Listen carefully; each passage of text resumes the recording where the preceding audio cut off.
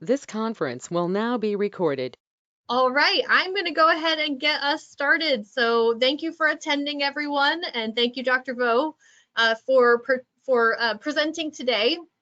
Dr. Vo is an associate professor in the Department of Orthopedic Surgery with a secondary appointment in the Department of Pathology at the McGown Institute of Regenerative Medicine at the University of Pittsburgh.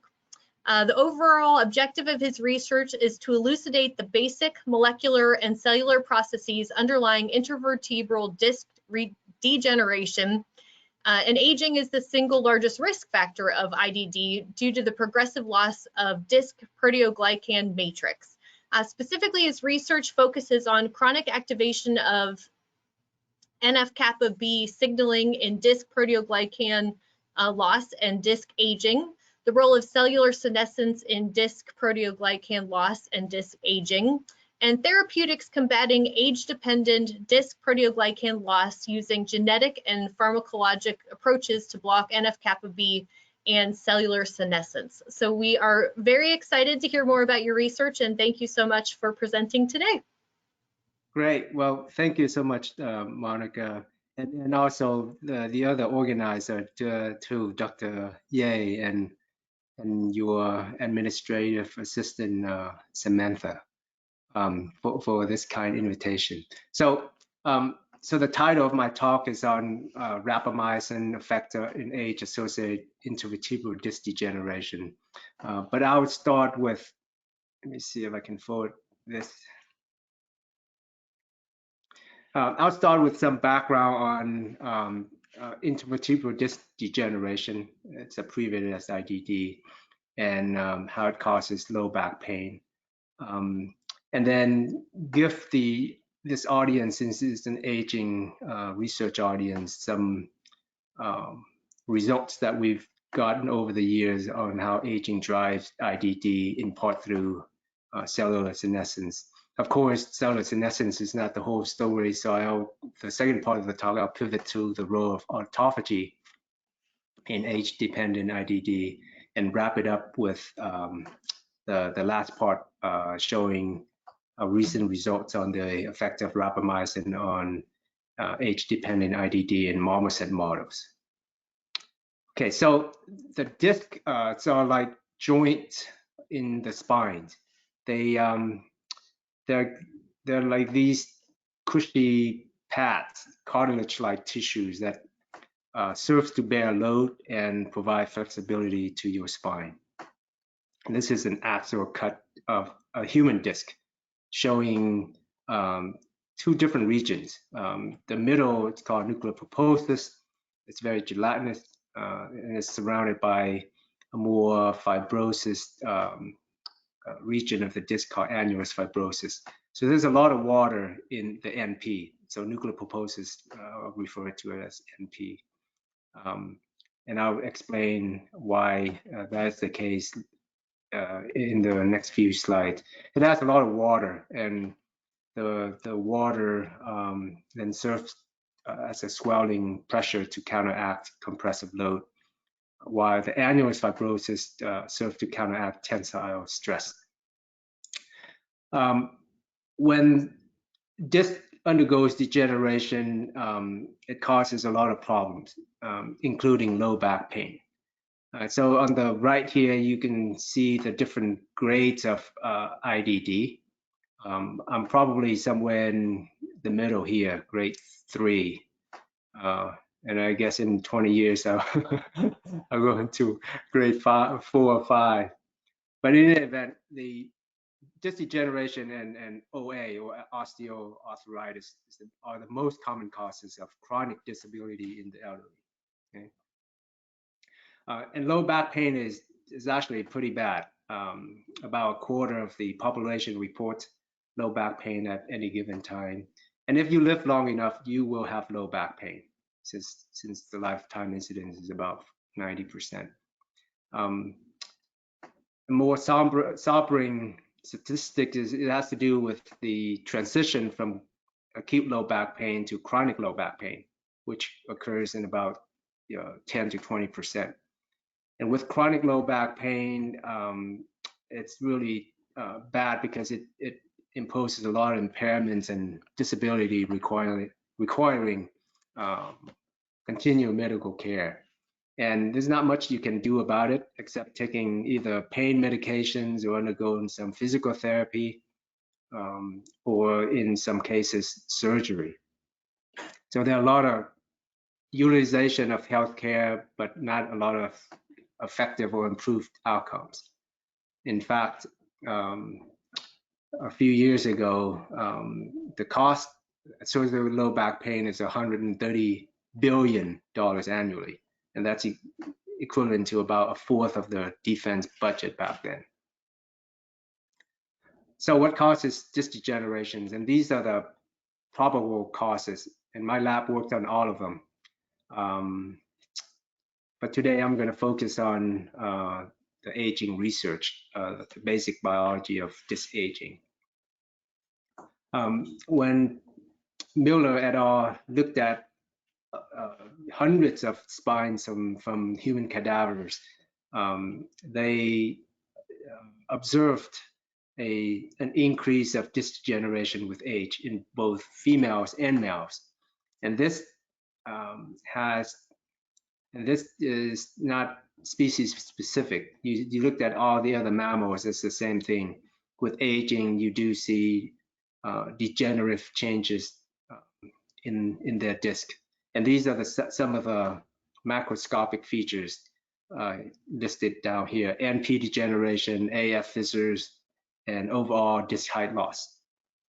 And here's an example of transdiscal fissures in a 72-year-old lumbar disc. So as we live longer, we're going to acquire a lot of physical and functional impairment and poor quality of life, rising costs, etc., associated with our aging spines. So this aging research is very important in order to develop effective interventions. So how do we get from a young disc to an old disc? A lot of research over the years point to proteoglycan loss, or PG loss.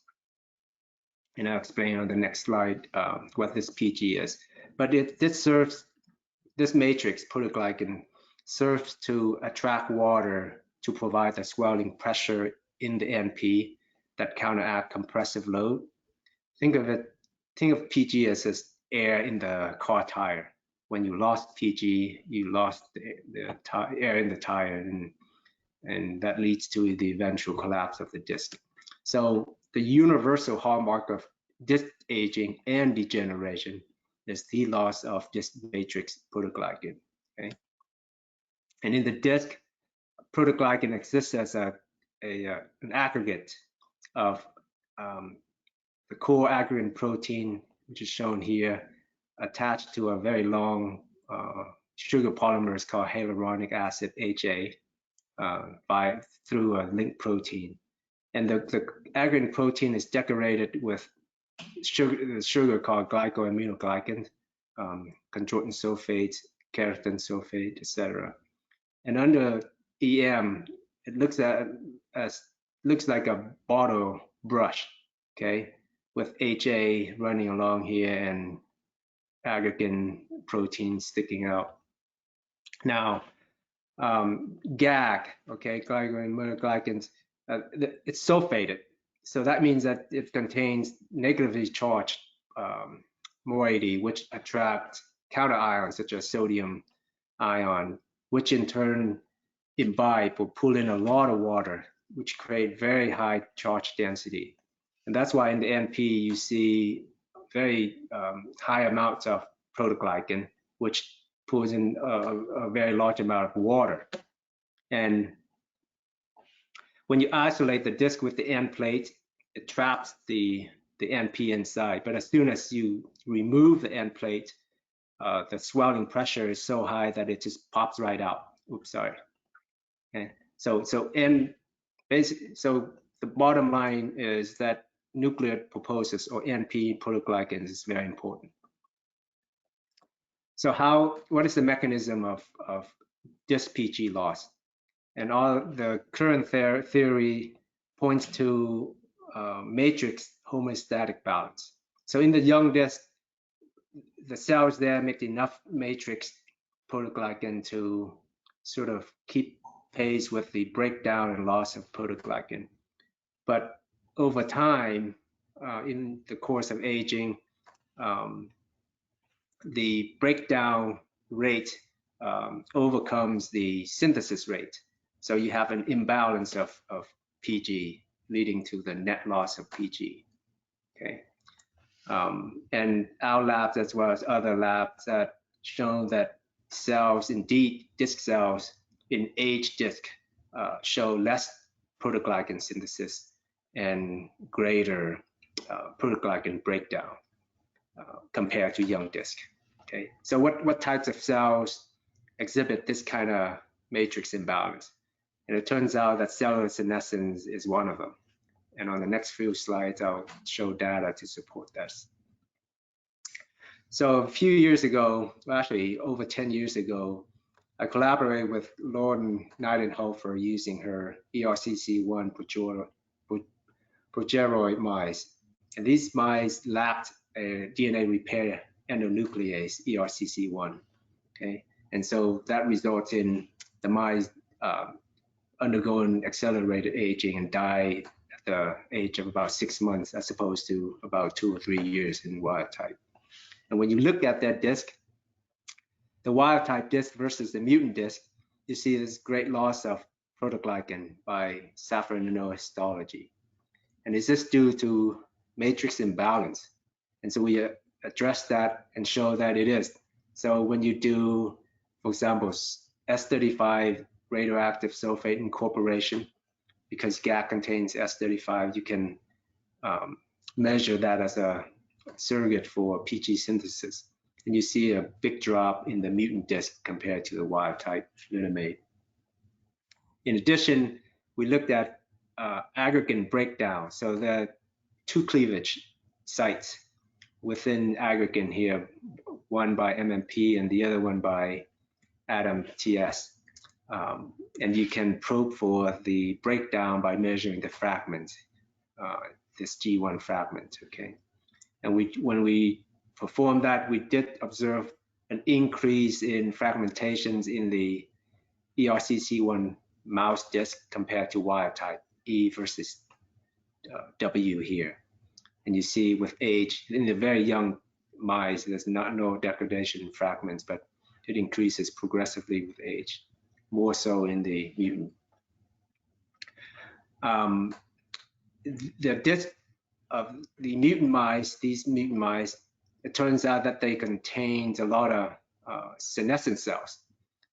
So when we isolate the cells and probe it with SA beta gal, there are a lot of them. There just a lot of them are senescent or SA beta gal positive, and they didn't proliferate. They look like this egg-shaped fried egg appearance compared to the wild type. Okay. We also probe for other senescence markers, including P53 and P21, showing high expression in the mutant mice.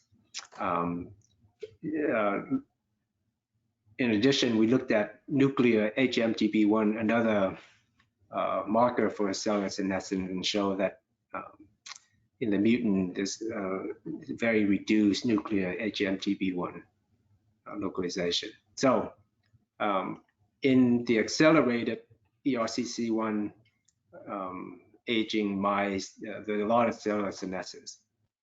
What about natural aging? We also looked at natural aging mice, the C57 black 6, and show that there's also higher markers expression of P16, P53, and P21. Other colleagues, Lamatri et al., in the past have also shown there's a correlation of P16 positive senescent cells with age. So the bottom line is during natural aging, you do find increased senescent disc cells.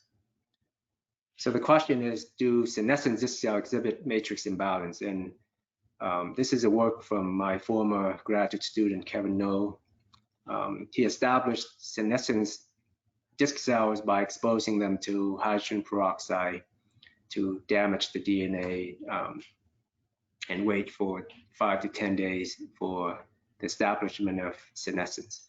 And he verified that by the gamma H2AX staining as well as SA beta gal.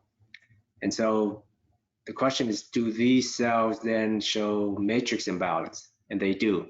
So if you take the ratio of senescence to control here for their PG synthesis or total GAC content, which reflects protoglycan content, the senescent cells just make less protoglycan.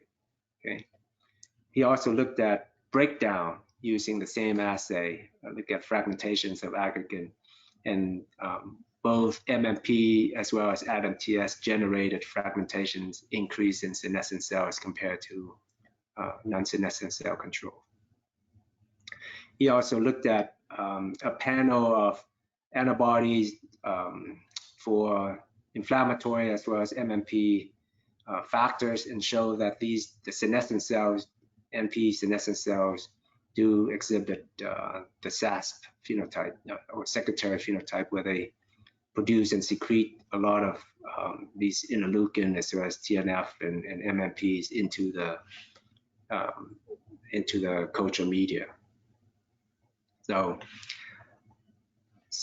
what this shows is this senescent cells exhibit matrix imbalance, but to show that they have some kind of causal effect in vivo, we also did an in vivo experiment, and this is the work done by my former PhD student, Prashanta Patel, in collaboration with Dao Hong and Judith Campisis here. So basically, what you're seeing is we use the P16 3MR mouse model, treat a year-old mice with a chemical, actually a nucleotide analog called ganciclovir or GCV for a year, okay?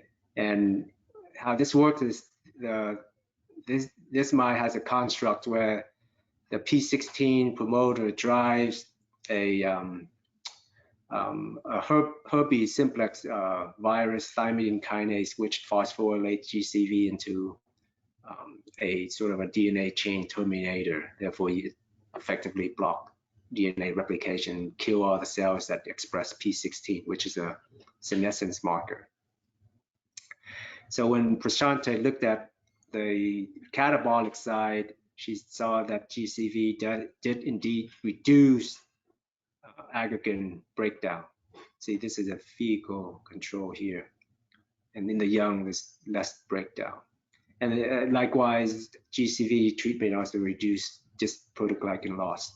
Okay, there's more aggregate gene expression, and by IF, there's some rescue of aggregate protein production or protein amount.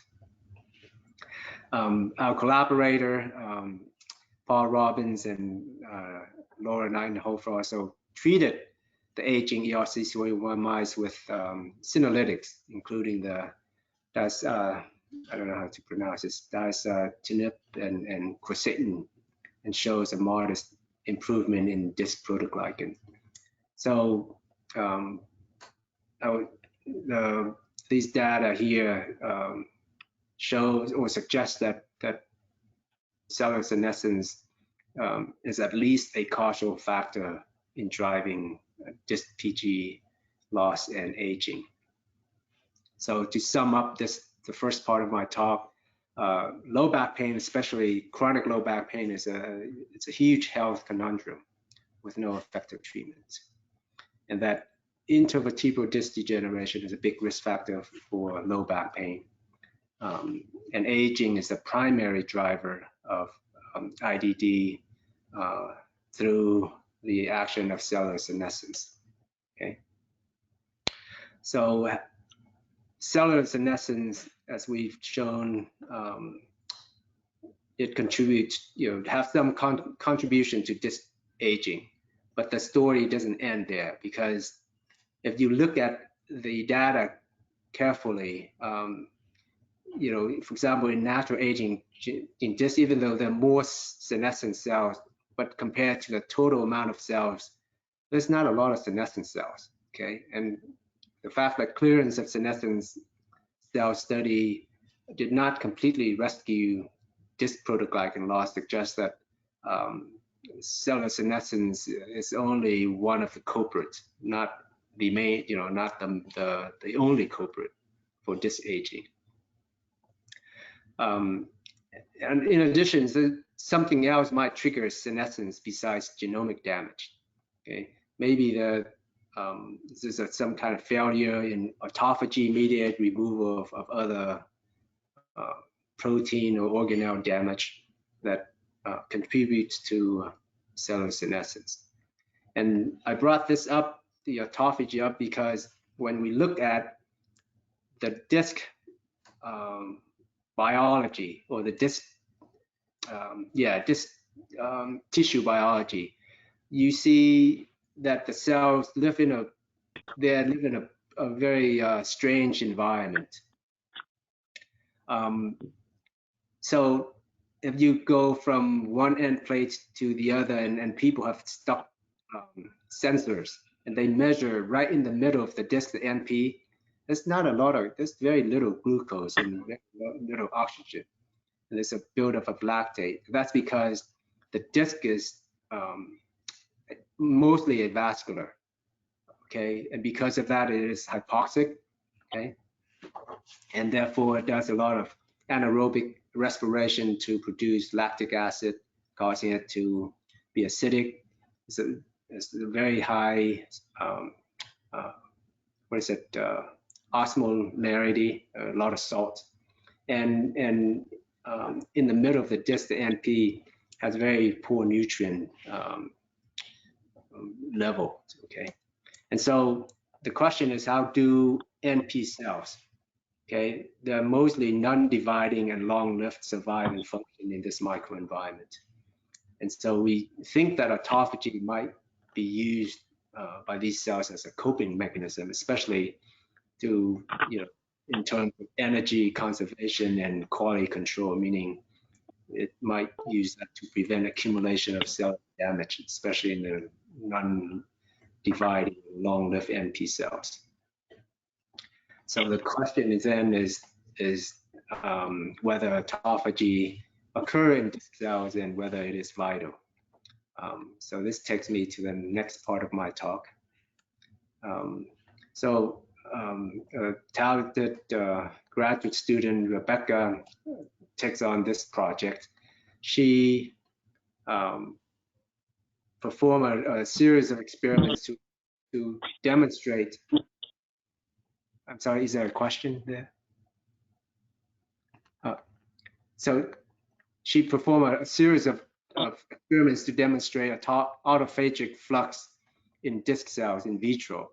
And for that, she isolated NP cells from rat disc, grow in culture media, in well nutrient-rich culture media, and then she switched the media to a nutrient-deprived condition with low glucose, and follow the cells with these time points here.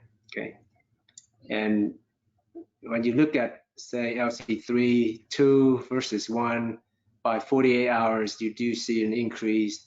But I want to point out that disc cells, for some reason, even at the basal level, meaning that even in the presence of high nutrients, they appear to have very high, still high levels of autophagy. Okay, and when you look at the substrate P62, does disappear with time, suggesting flux. And Becca went on to perform another experiment where she used rapamycin after she starved the cells for 48 hours. And as a reminder, rapamycin here, this is a autophagy schematic. Rapamycin inhibits the vascular ATP, which interferes with the acidification of lysosome and blocks this autophagosome and lysosome fusion. So the expectation is if you block at this step here, you back up, meaning you cause an accumulation of P62 and accumulation of LC3. And indeed, that's what she observed. So there's an accumulation of LC3 as well as L62, I'm sorry, P62 with time. She also looked at the basal level of autophagy directly in dish tissue. She ground up NP tissue extract, AF, and then paraspinal tissue from the rat spine, as well as the vertebral bone, and some kidney tissues, and ran Western, and at least for the 2 trials that she did, NP appeared to have the highest LC3 2 and to LC3 1 ratio, suggesting that at least in the less vascularized tissue, such as the disc or nutrient poor, you have higher basal level of autophagy. She went on to perform a more, I guess, important experiment to look at NP-targeted ATG7 knockout mice. So in the nuclear pulposus, I told you that aggregan is very abundant, but collagen type 2 is also very abundant because aggregan is actually buried in a network of collagen type 2. And therefore, we obtain the collagen 2 Cree mice from the Jackson lab, and then we she crossed it with the ATG7 flux mice to create this collagen 2 Cree ATG7 knockout. And the idea is just to knock out more or less specifically in the NP tissue, but not other tissues. And that's what she demonstrated here. If you look at ATG7 by Weston, you see that she looked at bone, muscle, AF, NP, and in this double knockout mice, you see there's a substantial, not complete knockout, but a substantial reduction in ATG7. And she also looked at these different strains of mice too, and the ones highlighted in red here show reductions, especially in the NP, okay, of ATG7. And that translates to the blockage of the conversion of LC3-1 to LC3-2, as you can see here. Please feel free to interrupt me if you have questions, okay? So what happened to the disc in these mice? So we looked at the disc in 3 months old double knockout here, okay? And in general, they look similar, except when you look at closely at the NP morphology. This is more like a so this is their parents here, right? And this is a double knockout in the N, presumably in the NP. Okay, and you look at the, so I'm sorry, let me orient you. This is the NP, okay? This is, and then the surrounding area, that's the AF region, okay? So when we look at closely at the NP of the double knockout, they look like this compared to the normal sort of parental wild type. The cell island in the wild type looks fairly smooth, while the cells in the double knockout looks jagged. And there's some cell loss, and we don't really know. And this is for 6 months old mice. The matrix, for example, the protoglycan matrix appear to be okay, but not the cells. So we don't know what the consequences of this just yet, because these are new data, and Becca is continuing her work to characterize this degeneration in those mice. So to sum up this part of my talk, there seems to be autophagic flux in disc cells, okay? And that disc tissue may exhibit higher basal autophagy, and that NP-targeted ATG7 knockout mice have abnormal disc morphology. And so she's studying disc degeneration or characterizing disc degeneration in these mice. And then she's gonna look at the disc of the mice at various age groups. So we need to do more work to define the role of autophagy in disc aging. And one of the experiments that we want to do is do more autophagic flux in NP cells isolated from young and old rats, and hopefully maybe in the future for marmosets as well.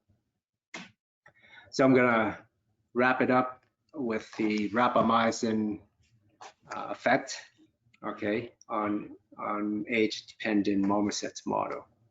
So this is the work funded by a pilot grant from the SNPRC and the Pepper Center grant from Texas a few years ago.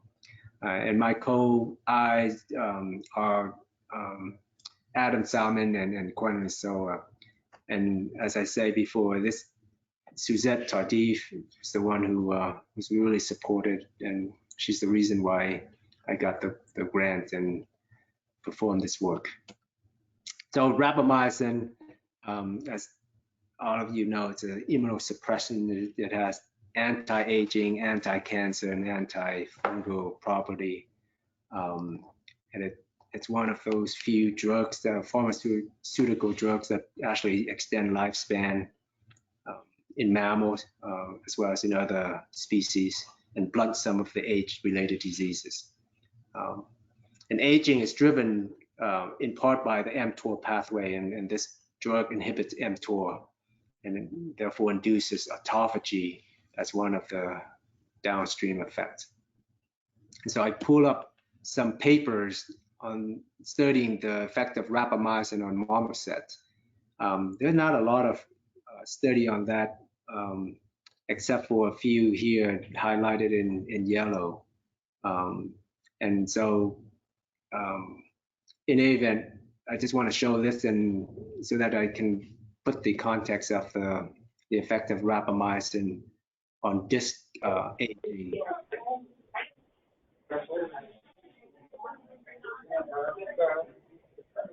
Yes. I'm sorry.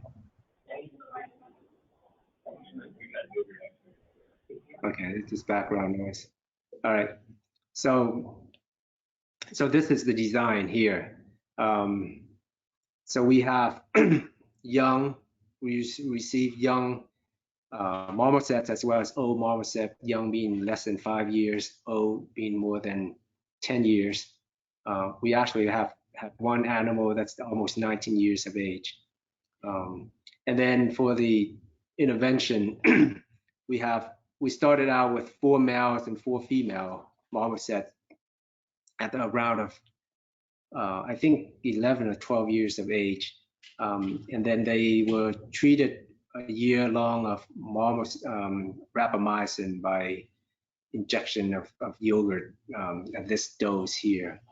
Unfortunately, I think 2 died and some were lost in either the shipping or the storage of spines there. But we only ended up with 3 male marmosets and 2 female marmosets treated with rapamycin. So the data that I'm going to show you, it's mainly through it's from the male treated marmosets. Okay. We collect the spines. We also got some behavioral data, and so it's actually the astral spines that we dissected out and allocate different segments to different types of analyses. So if you look at HE histology, this is young, and these is just all male marmosets here. The old marmosets, just appear to be have more fissures, whereas the O plus RAPA tend to have less fissures. But in the event, when we did a blind histological score, so the numbers that you are seeing here, the higher the number, the higher the degenerative score. Okay, I'm sorry, the higher degenerative grade. So in the young, for instance, the composite score is 6, in the O is 12, whereas in the O plus RAPA, it drops down to 9. And there's some rescues of, for example, cellular loss, some rescue of fissures. But anyway, this is a composite score here. It looks like rapamycin treatment appear to improve histological features. But when we combine both male and female, that disappears, that effect disappears. So it seems to be only beneficial in males. When we look at this aggregate content, this is by IHC. Okay, you can see in the old males there's a big loss of aggregate compared to young disc, and then with the rapamycin seems to rescue it a bit. And these are the result from the GAG data. This is biochemical assay measuring GAG, which correspond to the amount of protoglycan in the NP of these animals. So rapamycin seemed to increase NP GAG a bit compared to the control, the O control. Okay, and when we combine both male and female, the trend is still there, but I think it becomes non-significant. I had to go back and make sure that's the case. When we look at aggregate analysis, meaning breakdown of aggregate in the disc, this is young versus old, and as you can see, as expected in the old marmosets, there's just more breakdown, especially in the ADAM-TS generated fragment. However, when we look at the effect of rapamycins on the breakdown, there's no statistical significance. Maybe there's a trend in rapamycin decreasing ADAM-TS generated fragment, but it's not significant. And when we combine the two, the trend still holds, but with these error bars, this is not significant. When we look at rapamycin effects on gene expression of two key genes, two key catabolic proteins, MMP13 and ADAM-TS4 in the disc. This is what we got. We see, of course, an increase in ADAM-TS4 expression in the O compared to the young. And then there's a drop with rapamycin. Okay, there's actually with rapamycin, there's actually an increase in MMP expression. So and then when we look at female marmosets, the effects get washed off. So there's no trend, there's really no effects on the rapamycin. Okay. When we looked at senescence biomarkers such as P53 or P16, this is what we got. Interestingly enough, as expected, in the old marmosets, there's an increase in P16 as well as P53 as expected. Rapamycin reduces P53 expression, but increases P16 expression. Okay, and this seemed to hold true for female marmosets. So this is, it's unclear to me how this happens. So it's not consistent in terms of rapamycin's effects on, or uniform effects on cellular senescence biomarkers. And when we looked at autophagic biomarkers, Becca looked at a panel of these, and maybe the autophagy experts in the audience could help us after the talk. So what we observed is in the old marmoset, the old disc, there's an increase in LC3-2 to LC3-1 ratio, and then an increase in P62, and that might indicate some kind of defective or decline autophagy in old disc. And there's still not significant, but there's a drop in P62 in the old rapper group. Becklin also decreases in the old compared to the young, but rapper had no effect. And then the other ATG7 as well as the other ATG proteins, there's not much of an effect there. So the question is, do they really have, we don't really know from these whether or not in the old marmoset that autophagy is affected, and that rapamycin, with exceptions of the effect on P62, does anything to autophagy. Becca also, this is brand new. She just sent this to me like half an hour ago, or an hour ago, and it does seem to have an effect on disc mTOR. So she probes for total mTOR, okay, young, old plus rapper, and then a phosphorylated mTOR, and I forgot which switch was one of these here. And there seemed to be a substantial increase in mTOR amount as well as phosphorylated mTOR in old compared to young. And rapper, at least in the male marmoset, seemed to decrease that. So that's very interesting. I don't know what that means. Same with the female here too. Okay. So I'm going to wrap it up by showing the effect of rapamycin on physical activities. Okay. So when we first looked at this data, for example, the move, this is physical activity, movement, I guess. In young versus old, and old rapper, we saw an increase in the movement activities, and we thought that might mean something, but when we look at the other parameters, it's not really, there's not really an effect of rapamycin. For example, hanging or leaping or self-grooming. If anything, rapamycin treatment drops or decreases self-grooming. The other parameters, there's not much of an effect. And what's interesting too is that for leaping, this is consistent, meaning marmoset leaps less. That's consistent, but hanging or movement, there's really no age-specific effect here. We also looked at social activities such as contacts or grooming.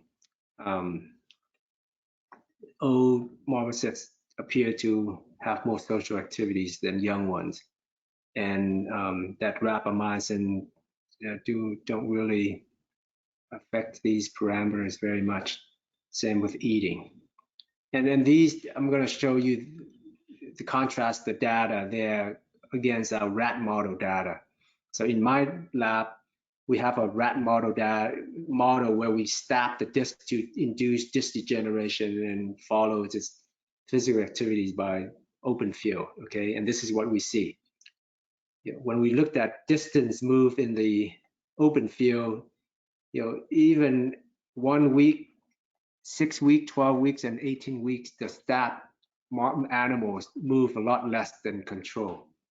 Same with supported rearing, okay, and as well as unsupported rearing. So these, our rat model, show a very different effect on the physical activities compared to the aging marmosets and the aging marmoset plus rapamycin effect. So just to sum up, we do observe aging phenotype in the disc of old marmoset, including histologic changes. Okay, there's also disc PG loss. It's also increased in cellular senescence markers. Whether or not it decreases autophagy, we don't know. We need to do more work to verify. But rapamycin treatment gives mixed effect, okay, therapeutic effect on the disc. And of course, the sample size is very low. The improved disc protoglycan and histological features in males that seem to be consistent, but the question is how.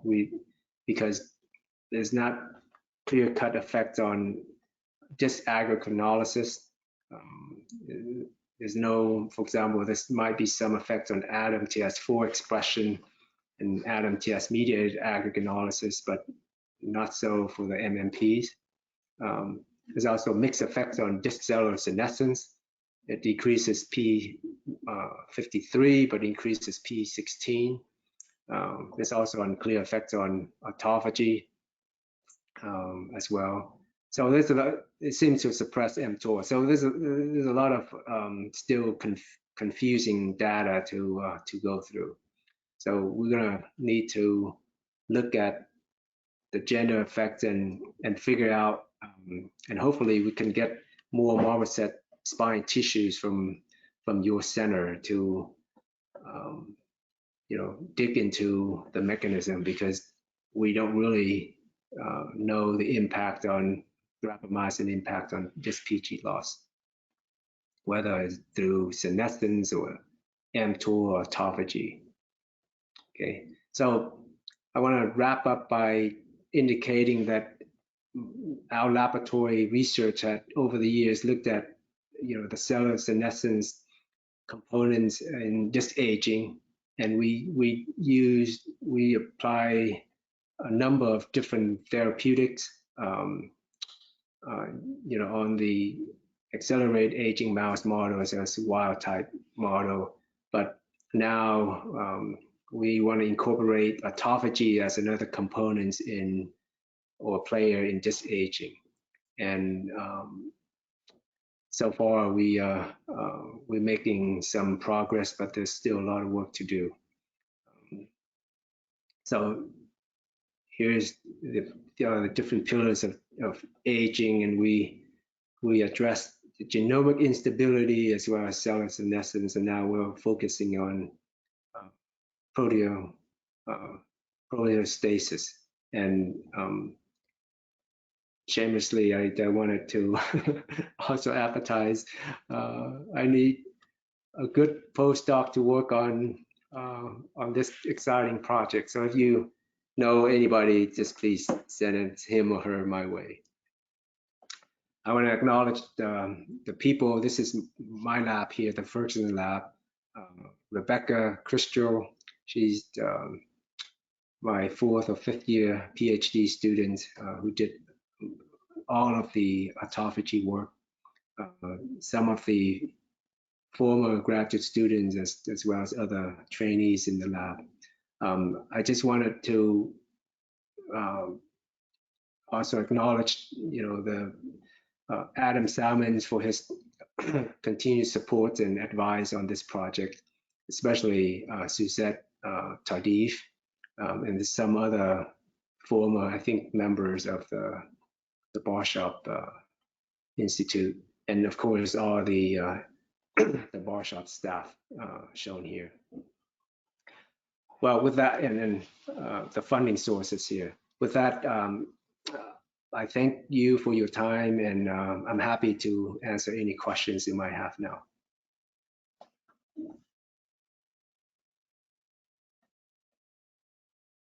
Question? I see people unmuting, so I will. Hello? Dr. Herndon, do you want to go? Sure. I'm curious. I've got a couple of questions. The first one's kind of stupid, I suppose. But as human beings age, even if they have great posture, exercise, great diet, everything, they lose height, maybe an inch or so from the time when they were, say, in their 20s to the time when they're 80. Has anybody used that as a surrogate measure for any of the processes that you're investigating here? Yes. So the loss in height, that is in part due to the loss in the disc height, and that is because as we age, the amount of proteoglycan in the disc progressively get lost. In other words, and we've done this in mice, and other labs have done it in humans too. If you extract the NP or the nuclear pulposus, the middle part of the disc of different age group, either in animal models, in human, and you measure the content of proteoglycan, you see there's a progressive loss with age. And when you lose proteoglycan, you lose water, because proteoglycan contains those GAG molecules, and without proteoglycan, you don't have water. And when you lose water in the disc, then you don't have that swelling turgidity to counteract the loading in the spine. And so over time, actually, the loading force in the spine is pretty high. So over time, just think of it as a flat tire. When you don't have enough air, there's a lot of pressure on the treads of the tire, and that's what happened. Slowly, the disc lose height, and in fact, if you look at people over the age of 70, most of them have disc height that are like almost half, or some of them without any disc. There's a complete loss of disc as well. So how are those things affected then by, let's say, sodium depleting diuretics or chronic dialysis? Yeah, so that's information on that. That's a good question. So we're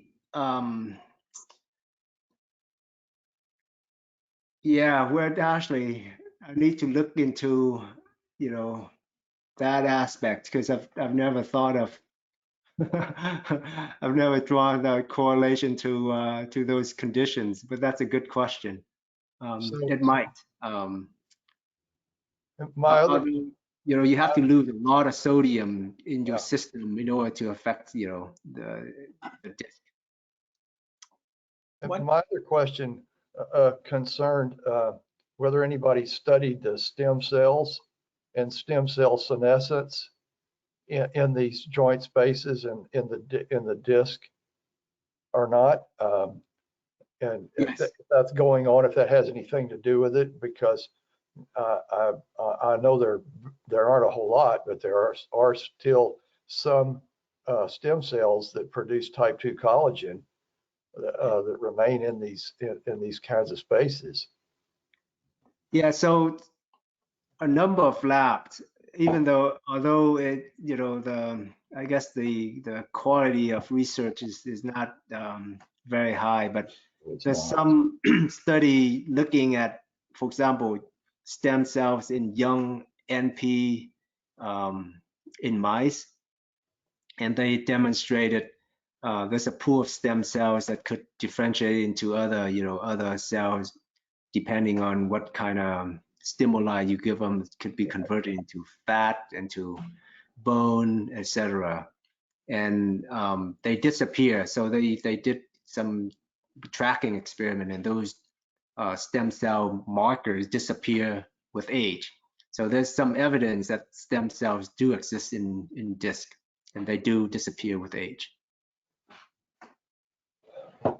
Thank you. Yeah. Monica, I have a question. Okay. Sure. Yeah. So in your introduction, you showed us, you talked about the the sulfate group on PG plays such an important role in retaining the water content. So I wonder how you distinguish the sulfate loss versus the entire PG loss, because I know there are a few sulfur transferase in the different cell types. Right. So yeah, you're absolutely right. In fact, there's a condition, a real clinical condition where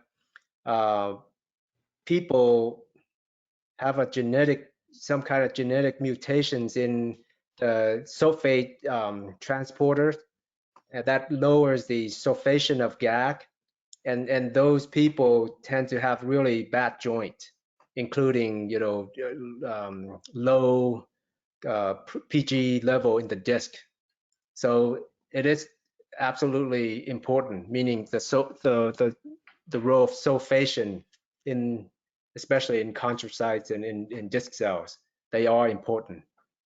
And in fact, when we look and other labs have looked at the amount of GAG, not necessarily at the sulfate alone, because it's kind of tricky to do that. But if you look at the contents of the GAG contents in the disc in old versus young, you do see fragmentations of GAG chain, as well as just the overall loss of GAG in older disc, and that translates to basically loss of hydration in the NP.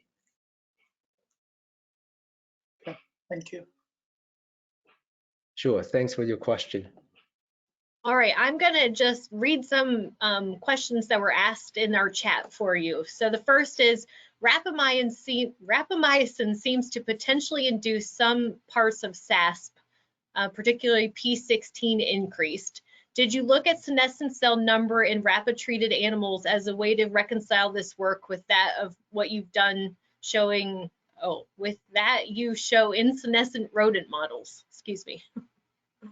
Yeah, so we only looked at those two markers, meaning P53 and P16, because we just don't have enough tissues and material to play with. But we still have paraffin sections, which we intend to probe other senescence markers. For instance, we're going to probe HMGB1, and we probably will probe some other SASP factors such as MMP, certain MMPs, in addition to just MMP13 that I showed. But you're right. There's the tricky, I guess, the tricky part about this work is that when we got the frozen samples from Barshop, right, the frozen spines, we wanted to do, for example, SI beta gal, for instance, but we just don't have enough materials, and it would be nice just to isolate, of course, all the cells were dead by then. It would be nice to have live cells so that we could isolate some cells to do flow, for instance, to really probe for more senescence markers. But we'll try to probe a few more senescence markers to see how, whether or not the rapamycin impact those markers as well. All right, thank you. The next question is there age-related disc degeneration in normal aging mice? And if so, would it not be a good model for studying the effects of rapamycin? Yes, in mice, you do see in natural aging, you still see those typical features, including PG loss, increased in matrix imbalance. If you look at older mice, you do see high expression of inflammatory cytokines, MMPs, for instance, etc. And in fact, I've collaborated with Richard Miller a few years back. He sent us some rapamycin treated mice, and interestingly, in those animals, we do see a decrease, meaning rapamycin decreased the catabolic breakdown of disc aggregate. Although we also do see a decrease in overall disc protoglycan, but there's a definitely a decrease in breakdown of proteoglycans. And maybe it acts through cellular senescence, but we don't really have clear data on that. Okay. The next question is, are your antibodies generated against marmoset markers? If not, how have you validated the specificities? That's a great question. So I've talked to Dr. Adam Salmons extensively on this, and he advised, his general advice is that antibodies that worked on humans in general would work on marmosets, and we didn't really directly validate the antibodies, even though we use these same antibodies on other, into human disc cells and mouse cells, and we detect sort of the same molecular weight bands, the expected molecular weight bands, which we assume to be, the right protein, but we haven't done extensive, validation, meaning, for example, if Adam TS4, we have to buy purified Adam TS4 and then, probe the antibodies with it, if that's what you mean.